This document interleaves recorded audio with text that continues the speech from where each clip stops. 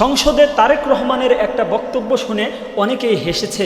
আমি মনে করি এটা কারো হাসা উচিত হয় নাই। আসলে তারেক রহমান তিনি কেমন মানুষ, আসলে তাকে বুঝতে হলে অনেক জ্ঞানের প্রয়োজন।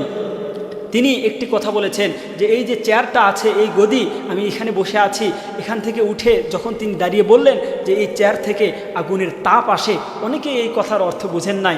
দেখেন, এটা অনেক গভীর কথা। এই কথাটা বুঝতে হলে অনেক গবেষণার প্রয়োজন। এই কথাটা সকলেই বুঝবে না, যার কারণে অনেকে হেসে দিয়েছেন। এই কথার অর্থ যদি আপনি ঘাটেন তাহলে আপনাকে অনেক চিন্তা ভাবনা করতে হবে। তিনি বোঝাতে চেয়েছেন যে এই চেয়ার, যদিও এটা গদি অনেক তুলতুলে, কিন্তু এই চেয়ারের মধ্যে বসা এই দায়িত্বটা অনেক ভারী।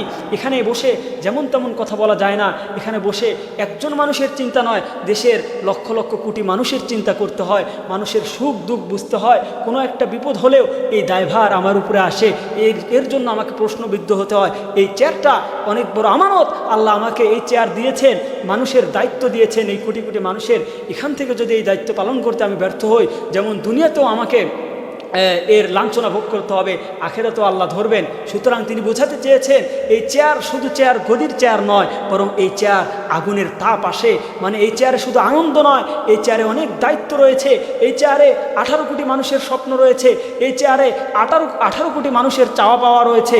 এই চেয়ারের মধ্যে হাজার এতিম শিশু, আবাল বৃদ্ধ বনিতার আত্মচিৎকারের সেই আওয়াজ এই চেয়ারের মধ্যে আসে। সুতরাং এই চেয়ার যেমন তেমন চেয়ার নয়। এই একটি কথার ব্যাখ্যা করলে এক একটা বই লেখা যাবে, এক একটা পেপার পত্রিকা বোঝাই হয়ে যাবে, কিন্তু অনেকেই না বোঝার কারণে হেসেছেন। দেখেন, তিনি বোঝাতে চেয়েছেন যে আসলে এই চেয়ার, আগুন তাপ যে আসে, কেন আসে? এই চেয়ারে বসা শুধু আনন্দ নয়, বরং এই চেয়ারে বসা অনেক বড় দায়িত্ব। আমি এখানে বসেছি, যার কারণে আমি এটা বুঝতে পারছি। তাই তার কথা শুনে যারা হেসেছেন, আমি মনে করি এটা হাসার কিছু নয়। তিনি অত্যন্ত গুরুত্বপূর্ণ এবং দামি এবং গভীর কথা বলেছেন।